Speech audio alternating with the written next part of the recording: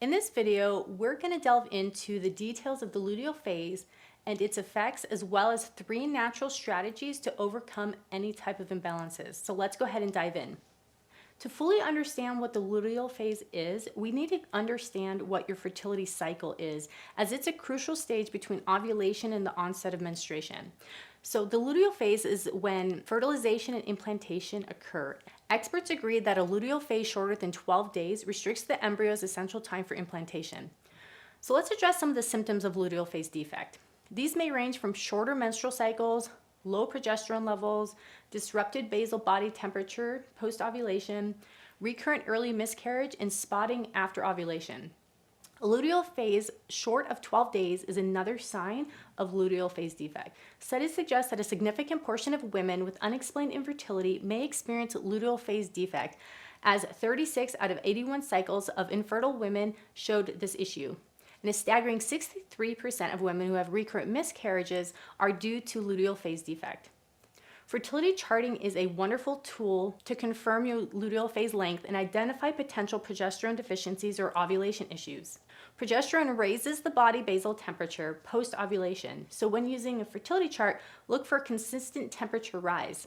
A temperature that doesn't remain elevated for at least 12 days could indicate a luteal phase defect.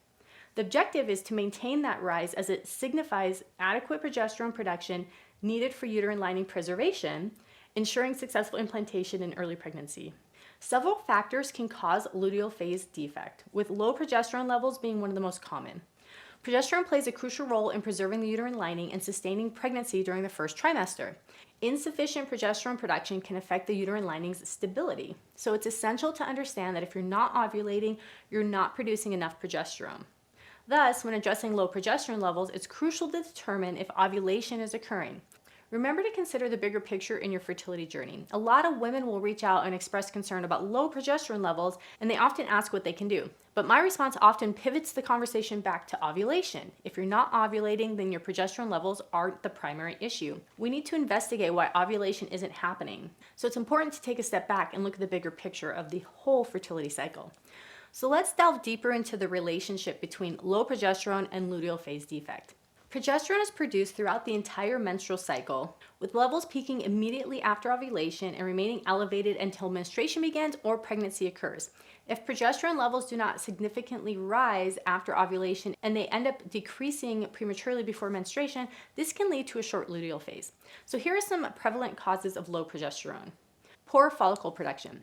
If the pituitary gland does not produce enough follicle-stimulating hormone during the first half of the menstrual cycle, the time between your last period and ovulation, follicle production may be inadequate. This can result in a thin uterine lining and early period, which inhibits fertilization and implantation. It's important to note that this includes low progesterone levels, as there is a significant connection between estrogen and progesterone. A premature drop in progesterone. If progesterone levels drop too soon, usually a few days before a period would begin, the body may mistakenly believe it's time to expel the uterine lining and restart the cycle. This predicament often results in extremely short menstrual cycles, typically less than 24 days, and is a typical sign of luteal phase defect. Low luteinizing hormone. Luteinizing hormone usually surges about 24 hours before ovulation, triggering the ovulation process. This hormone is what ovulation predictor kits, OPK tests, are looking for. A lower than normal luteinizing hormone surge at ovulation can prevent ovulation from happening and can also cause low progesterone levels. Uterine lining failure. A fertilized egg requires a nourishing environment to develop into a fetus. This is the critical role of the uterus. If your uterine lining is insufficiently thick or robust, it may not be able to sustain this new life, leading to potential miscarriage. This issue is often associated with a lack or imbalance of specific hormones, particularly estrogen and progesterone.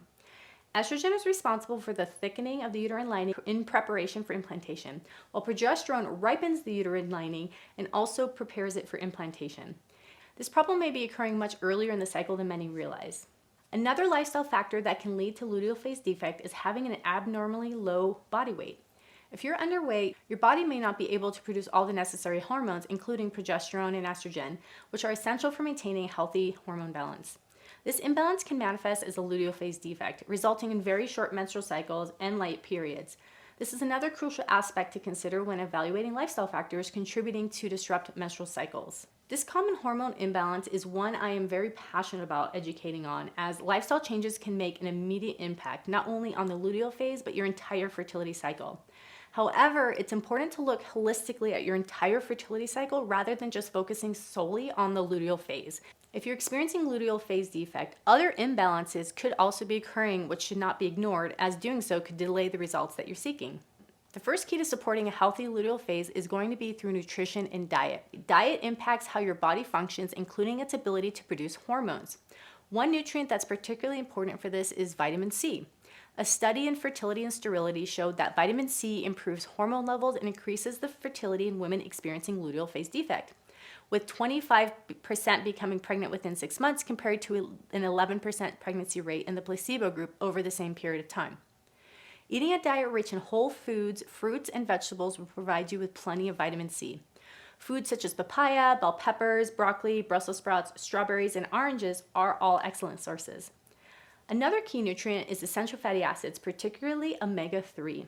Many people have low omega-3 levels or consume too much omega-6 from fried and processed foods, leading to an imbalanced omega-3 ratio.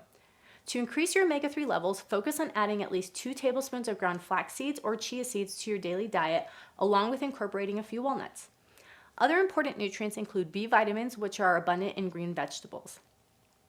The second way to support a healthy luteal phase is through the use of herbs. One of my favorite herbs for this is Vitex, also known as chaste tree berry. Chaste tree is fantastic at helping the body to produce healthy progesterone levels and encouraging regular ovulation. A control study done in Germany of 52 women with luteal phase defects found that Vitex normalized the luteal phase and decreased prolactin, helping to balance progesterone and estrogen levels. A 2004 double-blind placebo study published in the Journal of Reproductive Medicine found that Vitex increased progesterone levels and resulted in more pregnancies compared to the placebo group. Vitex works by supporting the pituitary gland, helping the body to increase its own production of luteinizing hormone, which promotes ovulation. A third approach to supporting a healthy luteal phase is through the use of progesterone cream. This helps to lengthen the luteal phase. However, this is not my first choice, as I am more focused on understanding why the body is not producing sufficient hormones. This could be due to irregular ovulation or an imbalance in hormones. I would prefer to focus on harmonizing the hormones or aiding ovulation rather than resorting to progesterone cream. Using progesterone cream when not ovulating can be counterproductive. Now, if you find that you're experiencing multiple layers of issues during your entire fertility cycle, such as imbalances showing up with your period, having a heavy or long period, or a period that's too short, or during your follicular phase where you may not be producing enough estrogen and you're experiencing luteal phase issues, let me introduce you to a therapy called drop cycle method. This is a self-care therapy designed to support your entire fertility cycle, from your period, your follicular phase, to your luteal phase.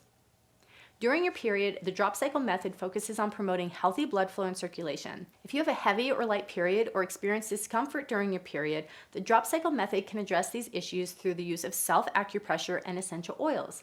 This therapy can also support your follicular phase, ensuring healthy estrogen levels and ample uterine blood flow for a healthy uterine lining. This aids in the maturation and preparation of follicles for ovulation. As we transition into the luteal phase, the drop cycle method aids in creating a calm environment for implantation to occur, maintaining a healthy circulation so that the uterine lining can be sustained. It's a great holistic approach to support an entire cycle, especially when you're experiencing multiple imbalances or issues you'd like to work on in different parts of your cycle. This therapy works great with Vitex, using products such as Vitex Boost, which is my Vitex formula containing vitamins that are essential for ovulation in addition to organic Vitex. This helps to support luteinizing hormone production and ovulation. Nutrition, as always, plays an important role, so make sure to include the foods essential for healthy hormone production in your diet. Give this video a thumbs up and follow and subscribe if you'd like to learn more about natural fertility and reproductive health. See you in the next video.